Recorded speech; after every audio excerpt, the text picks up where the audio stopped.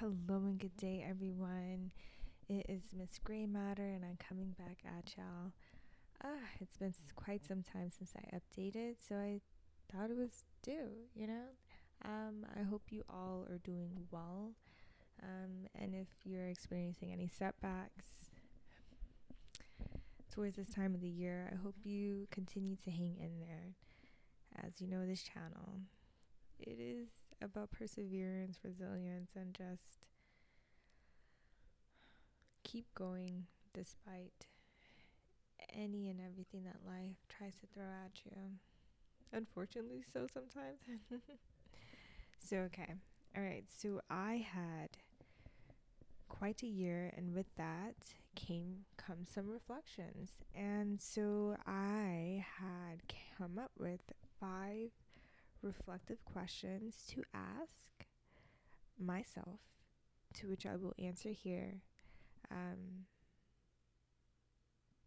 As a way to end the new year.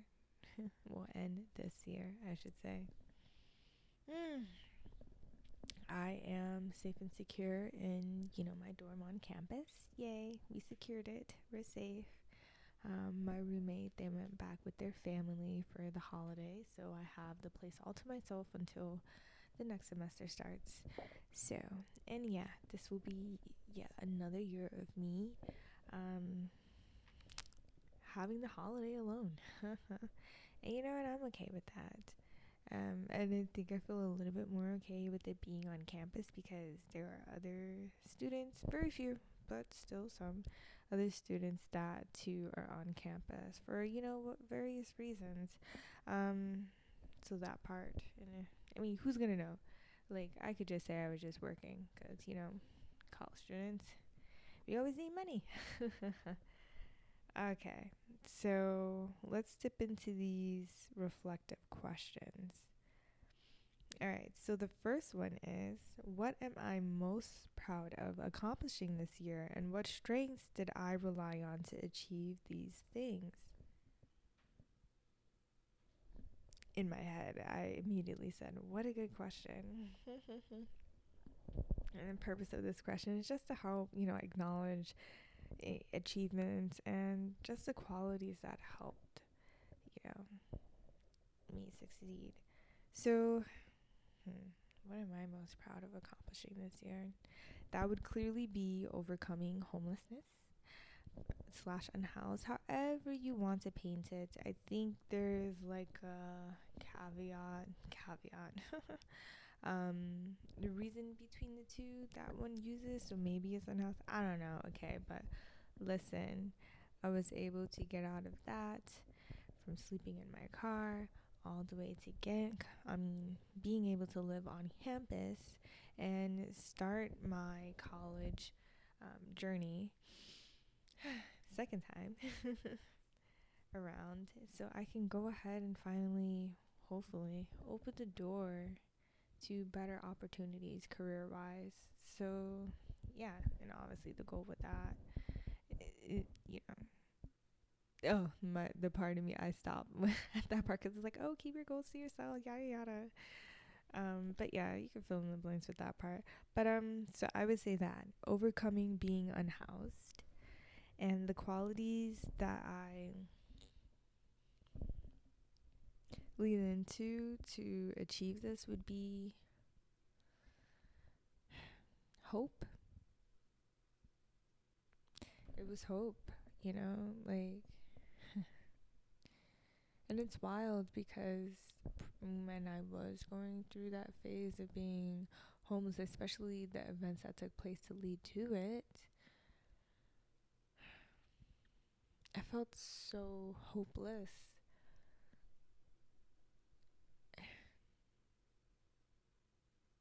Like I truly didn't matter. And in the grand scheme of things, I don't, but I do to the person that's most important, which is me. And so that gives my life meaning. It gives it worth because, your life is priceless. And with that knowing, I just keep going. And more centered around, the hope after, cementing my self worth, as I've alluded.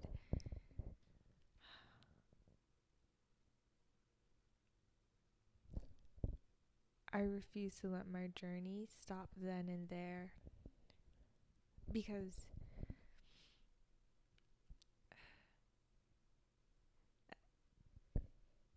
I just, I've gone through so much. My younger self, inner child, inner teenager. Like, I've just gone through so much.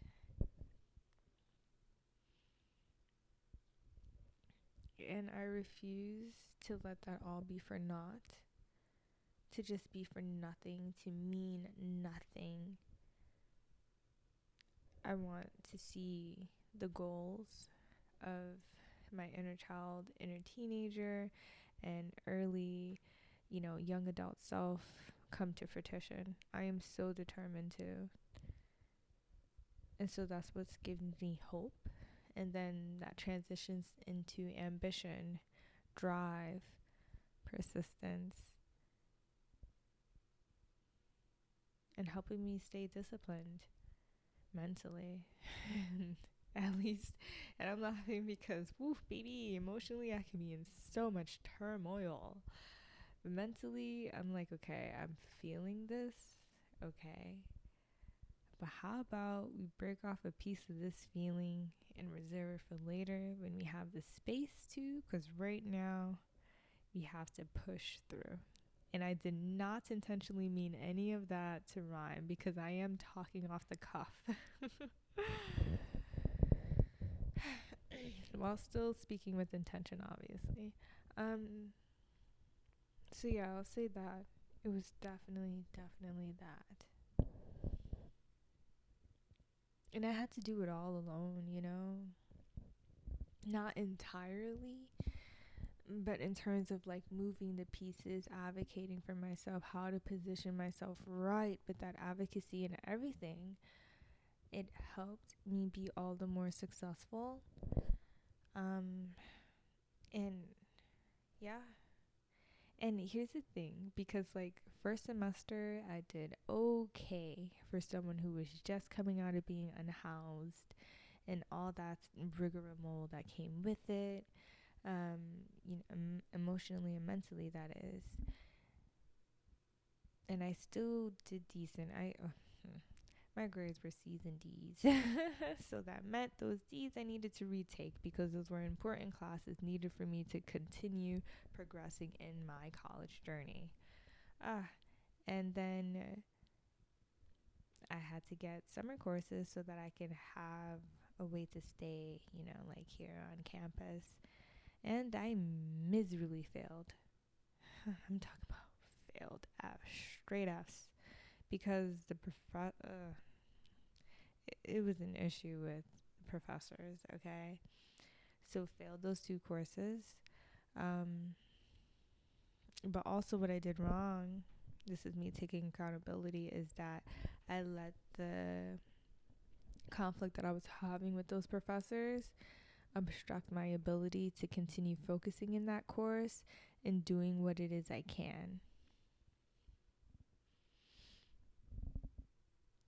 So, if one, they started off decent to poor, and then summer semester is just, complete bomb, pretty much.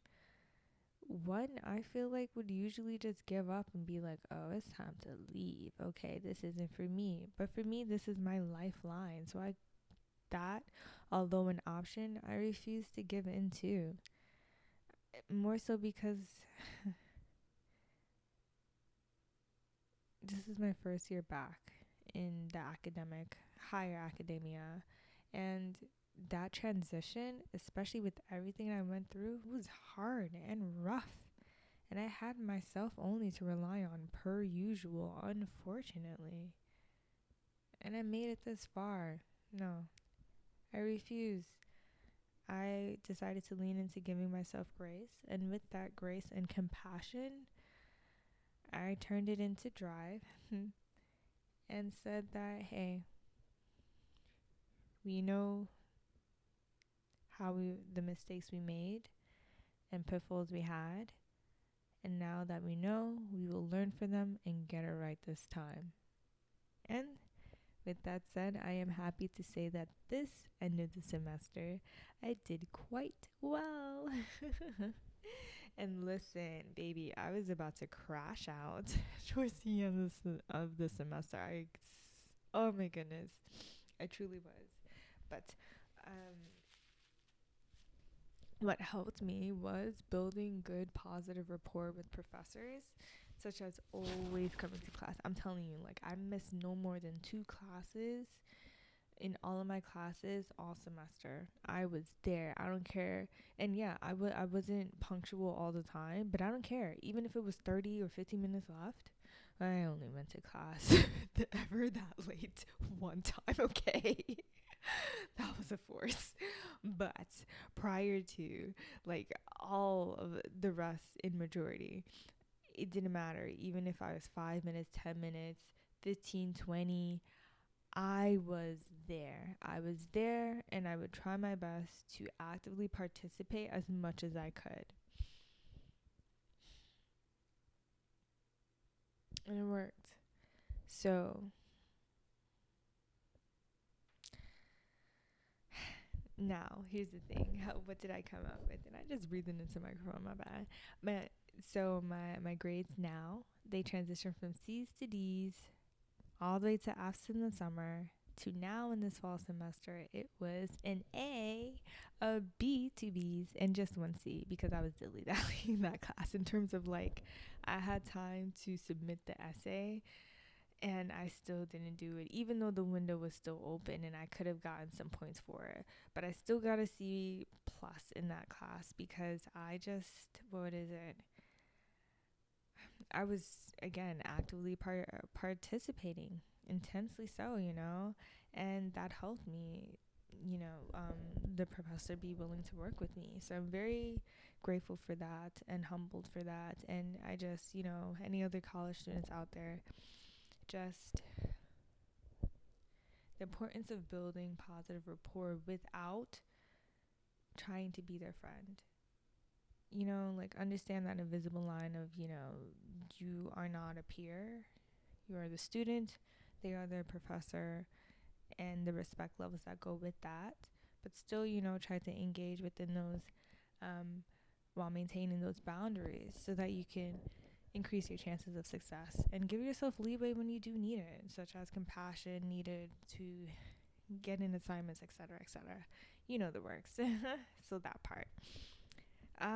So yeah, I am so happy, and I say that because I also do have a job. Yay, look at that.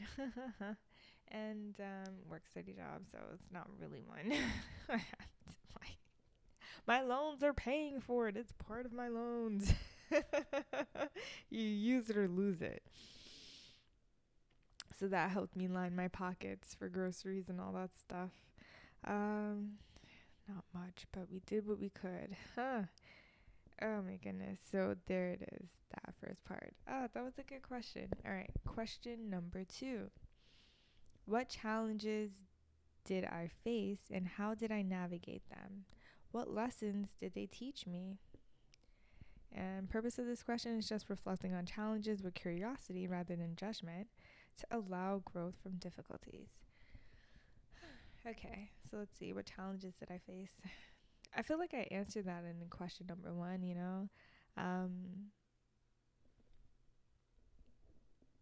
What I faced was having to do it alone. Let me name the challenges. Believing in myself, continuing to believe in my goal, more so since because it's not something tangible. I can't physically feel it and have it. It's not, so it's just something I have to feel in my mind, my heart, my spirit, my body, that it's going to take place, and just believe in it. I gotta believe. Like, what the heck? Is this a Disney movie? So that part. So it was that. And during this time,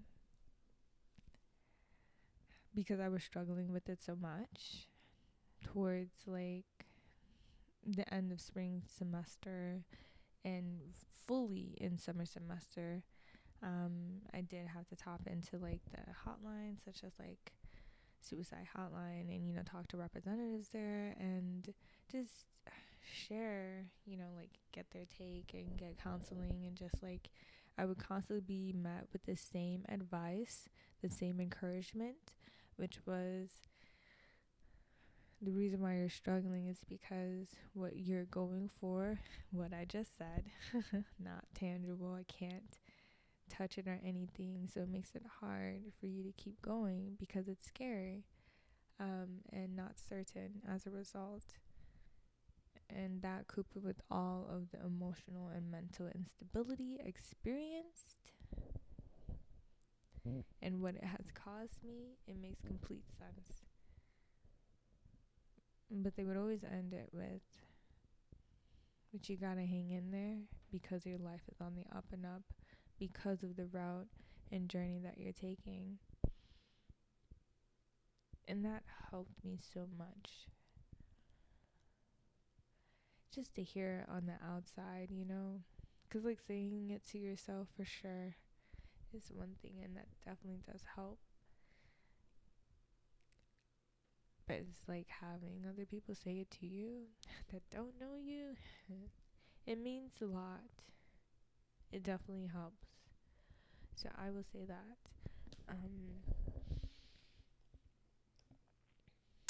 Whew. I got teary-eyed at that. The importance of the kindness of strangers. um, let's see. The other half of the question was, what lessons did they teach me? That if you keep doing the work, you will be rewarded. You also got to know how to adapt when you feel like something is off, and not be like, give it the benefit of the doubt, like, it'll be okay. No.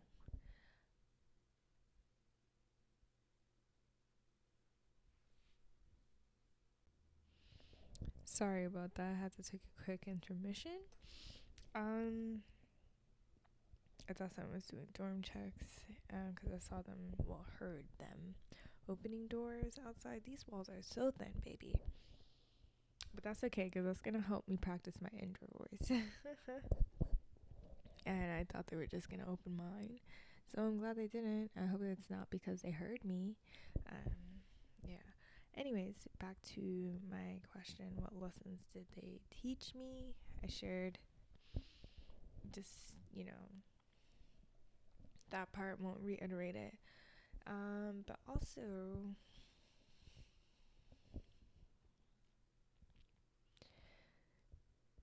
the importance of connections, and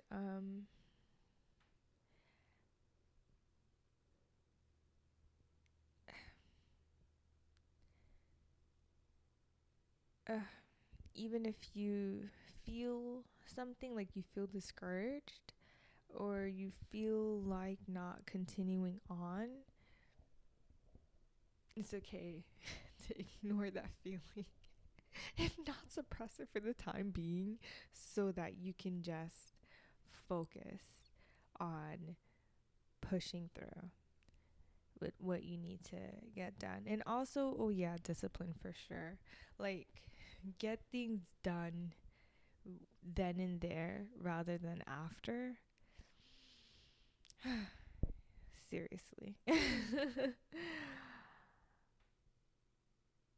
Yeah, like, don't push things off for later. And you always hear that, to the point where it sounds cliche, but it's like, once you start a few times with the habit of saying, I could get to that later, I could get to that later, it'll start transitioning into a temporary fixed mindset of doing things later at the last minute or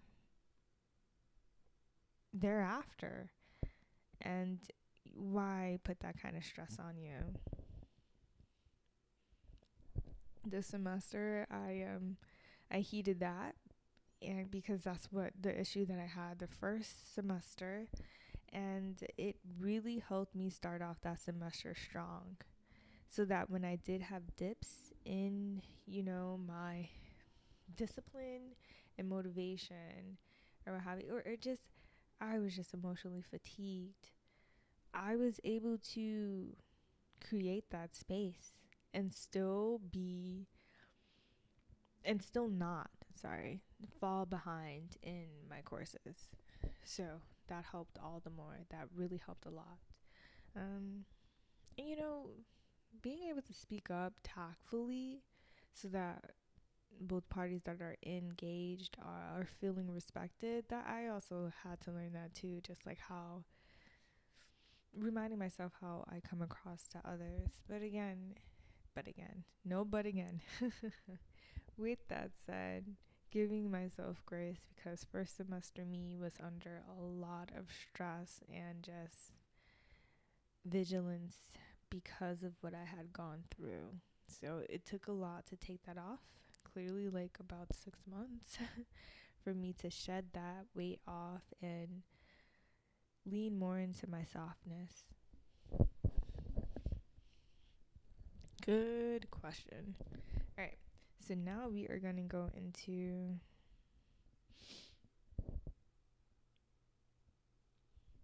question 3.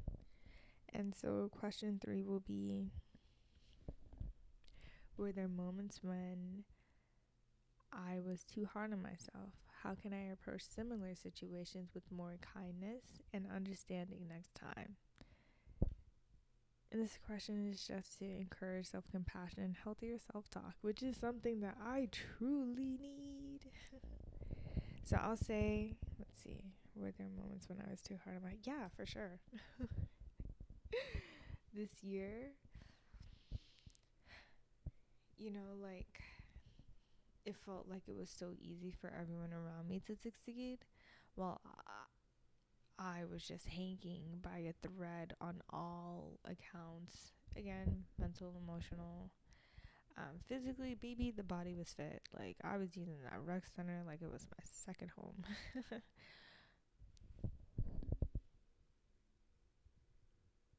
Okay, so I just realized that I'm gripping the microphone too hard, so you may hear that. I apologize. The sensitivity is just a bit too high. Whew. Okay, there we go. All right, so continuing. Yeah,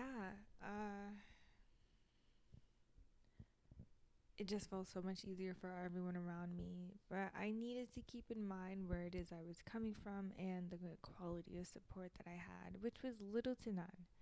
And I say that because, should I share this? I don't know if it'll go in line with the question asked, so I'll omit it for now.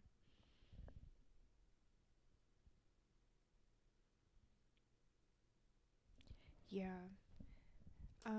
So that part, giving myself compassion and understanding that my starting point was a very harsh one, that is an anomaly. Well, not in a complete anomaly, because like the job that I was able to take, I was able to be exposed to, other students who too were experiencing the same thing, even though they're there. You don't find them anywhere because, have to keep that, protection for their privacy and so forth. But it was with that also did give me compassion for myself. Like, hey, we're not the only one going through this. And that wasn't to dismiss me. It helped motivate me to be like, hey, we got this. We definitely got this. So that part, I feel like I keep on saying the same thing, and I apologize if I am. How can I approach similar situations with more kindness and understanding next time? It would just be to keep in mind the context of one situation. And what I mean by that is, like, okay, outside looking in, without having no intimate details of what's going on. This is how it looks. And keeping that understanding that, you know, that there are additional details that are either being omitted or just not able to be presently revealed, that one should have compassion and not quickly come to a conclusion on how a situation is being presented. Obviously, exceptions apply. Like, come on. But by and large, just like that benefit of the doubt and so forth, that part. And not treating everyone as if they have bad intentions. But I think that's something that I've long overcome. But I'm just saying that just for anyone else who's listening to bear that in mind as well. But again, focus on me. What other things have I experienced to, lessons moving forward? This one's tough. Ooh, well, I think it's just like, yeah, I think the big thing is just being compassionate. And I have done that. Like, there have been so many times throughout the semester where I have wanted to dump on myself. But I didn't. I stopped. I was like, hey, man, listen, we doing the best we can with what we got. And that is enough. And I stopped striving for perfection and just started striving for getting it done. And I'm laughing because it sounds so cliche because you hear it all the time, but it is the truth. Just get it done, okay? And if it can be improved, you ask for feedback on how it can, and keep it in mind for moving forward. That part. So yes. You're right. So cliche. I apologize. Okay, let's see. What is the fourth question? Ooh, we're getting towards the end. What relationships or connections brought joy, support, or learning into my life this year? How can I nurture these further? Focus on positive relationship strength. Relationship strengthens gratitude and intention. I was reading off the reason for that question. All right, so what relationships or connections brought joy, support, or learning into my life this year?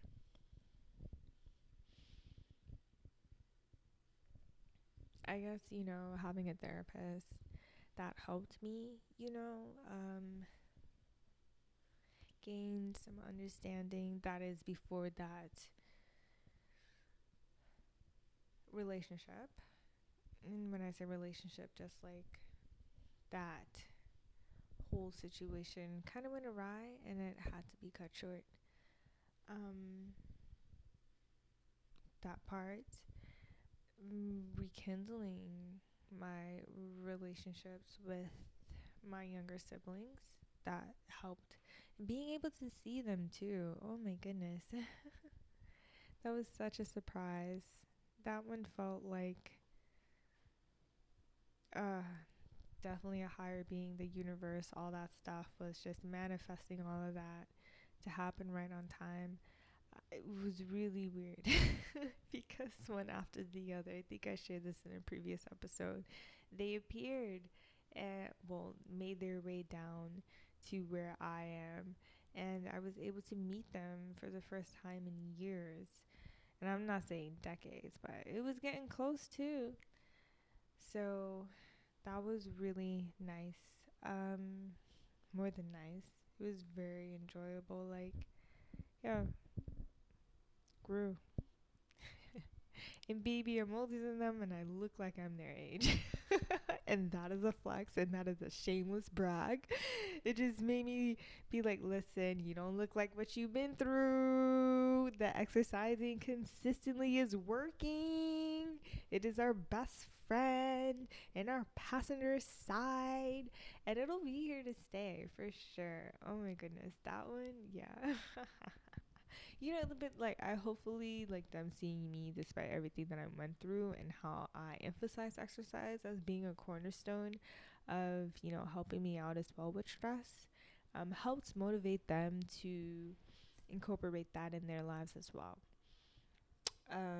Yeah, I know my younger brother, like he is now consistently working out just once a week, but I'm like, that's such a good start. It really, really is. Because for me in my workout slash exercise journey, it took me, well, I started getting really into exercise during the pandemic because I was just cooped up in my house. So, I mean, what else could I do? So it took the whole 2 years to really get my body to where I wanted it to be. And then obviously it would yo yo in terms of lean muscle or being muscular, depending on my stability there financially. So that part. But yeah, definitely takes time. So I'm so happy that they're getting on that treadmill of exercise being life, because it is. It truly does help you with life. And just cut out sugars in juice, like in drinks, like, oh gosh, they age you. So there's that. But yeah, back to the question. I would say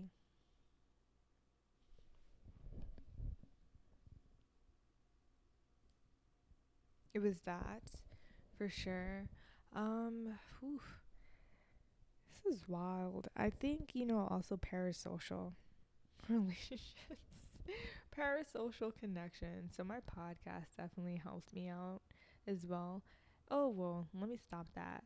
Roommates as well. Like, obviously, I had roommates the first semester. That roommate definitely helped acclimate and adjust to having a healthy roommate and experiencing that. It did still come with it ups and downs for sure, but it helped challenge me in a way where I was able to see where I was still holding on to unproductive habits and ways of communicating, such as in like biting down too much on when something needs to be said and communicated to foster that healthy understanding and alleviate that miscommunication. A lot of big words tossed up in there, but I hope you got the point. That part. And it definitely really, really helped. And I felt proud because, that my previous roommate, goodness, the universe will test you, baby. I felt like I was living with my younger self. And I was like, geez, this is what people were going through. They were experiencing me.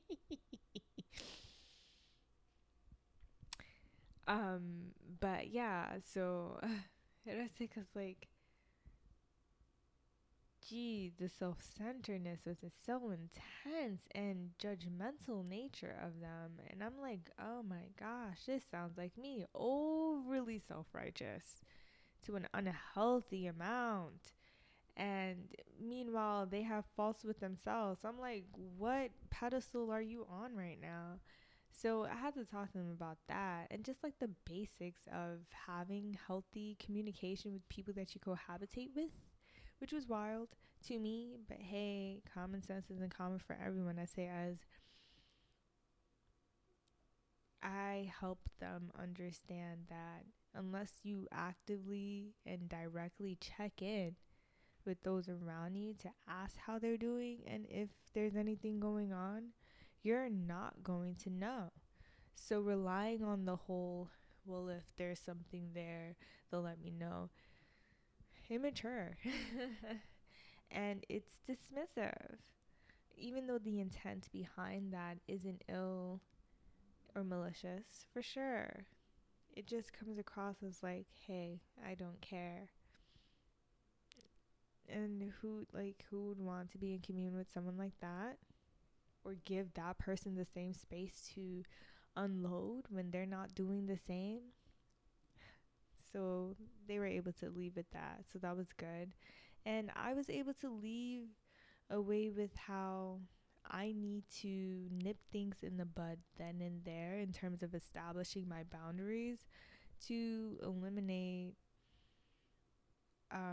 any conflict, unnecessary conflict moving forward. so that the meaningful ones are the ones that can take place for the most part. So there was a growth there. Uh, Work wise, I would say being a part of a healthy team as compared to all of my previous workplaces. So definitely thankful for that, and maintaining being cordial, being genuinely kind and sincere despite um, the friction from other people's personalities that may come into play. Because old me, baby, I would definitely give what I was getting for sure. And now I've learned how not to do that so much. For sure, but not in a dismissive way. Like, because I would also ignore things like, oh, this isn't worth my time, and be overly dismissive. Now I acknowledge, however, I do not like, what is it? There are certain social dynamics that people will try to push me into, such as, oh, they like to greet me. So this day, I am not going to greet them, and I'm going to expect them to continue to greet me. No, baby, you only get one. You get one chance to dismiss my greeting in a blatant manner, and after that, it's going to be for you to initiate and reestablish it. And that has happened. And what has helped cement that is just that inner knowing of who it is I am and what type of behavior and treatment that I deserve to have.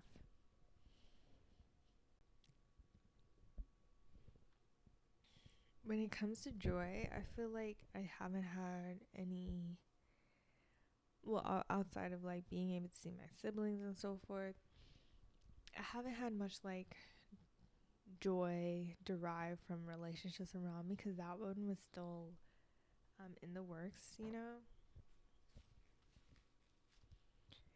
So it was definitely me giving myself joy. I don't think I honestly had much joy. I just had peace. Peace was replacing my joy. In terms of support, for sure, my manager at my job, they definitely helped me. So I'll say that. Let's see what else we got here. How can I nurture these further? I would say continuing to have and build upon the healthy communication skills I have. Um, that for sure. Continuing to put myself out there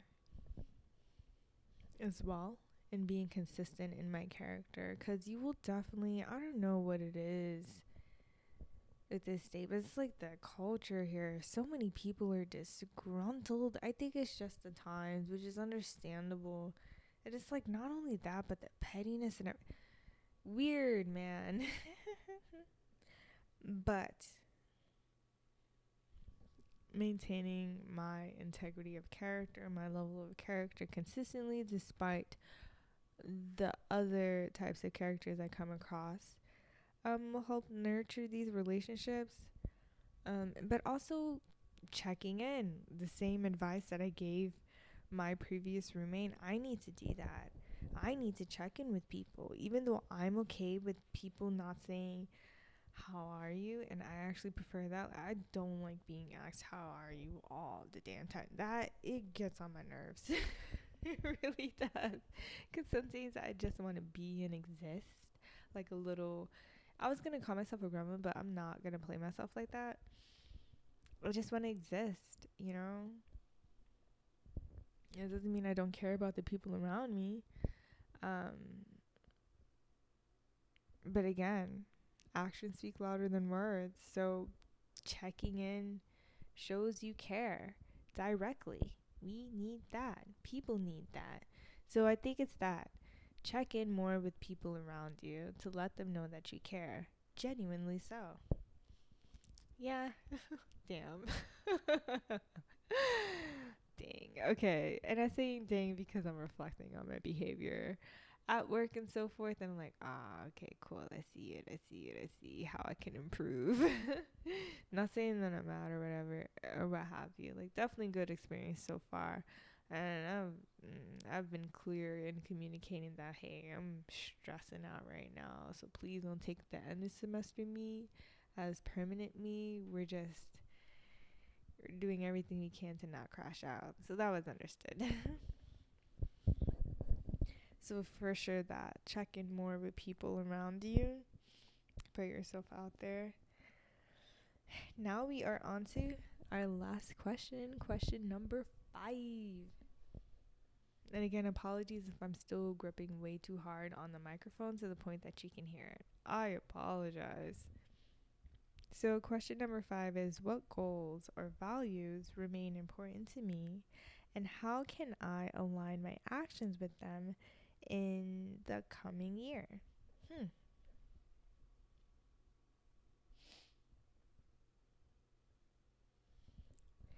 And again, I feel like I already did a really good segue into this, talking about character, integrity of character, my sense of character, and for me, that is, just an integrity. Let me not go into a word spiral. Um,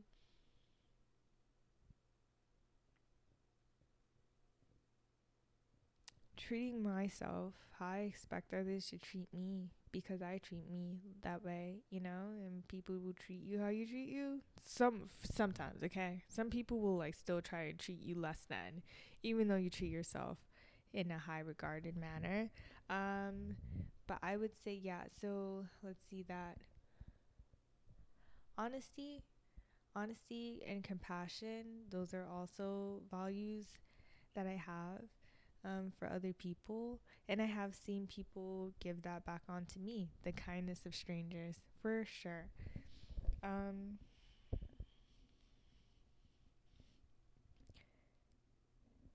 Goals, obviously, we're trying to be successful in college, baby. That's still always going to be the goal. That is the goal right there, because that will open the pathway to our desired career that we want to take, which will remain close to me.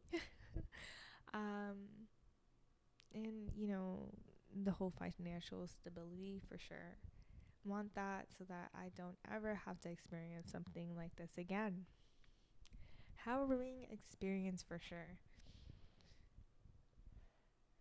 And fostering a supportive, healthy friend circle, chosen family as well. I'm still those are still important goals. So hopefully the communication skills that I continue to build and so forth with myself will reflect outside words to other people as well, and I continue to attract those who want the same thing.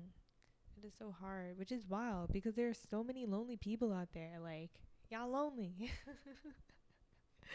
Let's alleviate each other's loneliness, but not in like some needy way, the healthy way. And I think that's what makes it hard, because people want to be overly codependent, and I'm not looking for that, okay? No. Healthy relationships only. And the second part of it, how can I align my actions with them in the coming year? I mean, I feel like I got that part under wraps in terms of my character and all that stuff, but I will say, just going out of my way to check in with people more, as shared before. I'm trying to see what else. Putting myself out there. And, another thing that was secretly holding me back, and this is embarrassing to admit, I had a medical condition that was giving me sporadic bad breath, halitosis. So I finally was able to find the culprit for that now that I had some stability. And so I am under some nasty, gruesome medication right now. And look at it. The universe aligning and giving me the space I need to go through this medication before I step into the new year and have to get work done again and be in communion and, just public spaces with other people. So I said all that to say, like, I found it, I found the reason for it, and now I am curing it, hopefully, please, fingers crossed, and it'll be cured permanently, so that when I do put myself out there more in terms of just engagements and so forth, I can do so with the ultimate confidence. And baby, I cannot wait for that, because I have had to hold back because of the reservations that this, you know, illness that I had was giving me. So I can't wait. Ooh, the world is truly gonna be my oyster. I really cannot wait. Oh my goodness. I'm looking. I just keep on saying 2025 will be my year. Hopefully, yes, God willing. And I said because like last year I was like 2024 will be my year. It was a year, all right. Oh my God, was it a year? Woo! I say that as my like life and all the harrowing experiences I have had to overcome flits through my mind, intrusively so. So there's that. And that is the last of the questions. I feel like I answered them well. I apologize because the themes of them repeated itself. So, let's see what the 2025 year one will look like. That part. Yeah, okay. But we are doing good, and I'm in a good place. I am starting to feel it now. I feel like I just got like one more hump, which is my storage space things that I had when I was in my studio apartment. Those things, but it's like most of them are in storage bins. I only have two big pieces of furniture, and one of them, I feel like I'm gonna have to let go of them because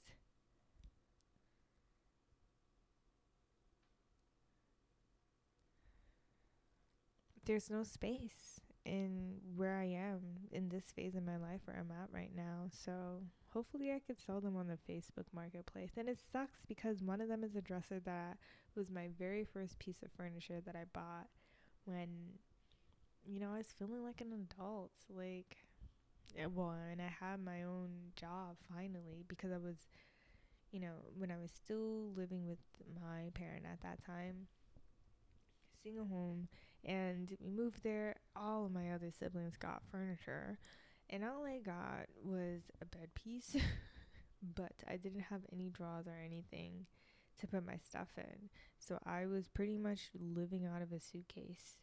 I had a closet, but I needed a dresser to put the rest of my things in. So yeah, that was the first piece of furniture, and I loved it. Full mahogany wood and everything. And now I gotta sell it. It cost me $500. Still good to this day. Only one broken drawer because my ex at that time refused to believe the fact that none of the drawers were removable. It was a whole one piece ensemble. So that lessens the value. And I'm so pissed about that because, whatever. It's a good dresser. It's a good dresser, Savannah. So that is it. Yeah, this was a good one. I feel really good about the end of the year, even though, I'll not finish that. Okay, feel really good about the year and what's to come in the future. I feel like I am getting my stride. If not already on it, no, I'm getting it. I'm getting it. I still need to work. I have a language course, and even though I passed that with flying colors, like it was the highest grade on my that I received for the semester. Baby, I still don't know how to speak the language. So I am going to have to spend the rest of the break learning how to write and read in said language. I could pronounce that for sure. Uh, I just, woo, we gotta get it together, okay? So there is that. Um, But yeah, I hope everyone is doing well and y'all stay true. Okay, Miss Gray Matter out, but I hope you do know that your story matters.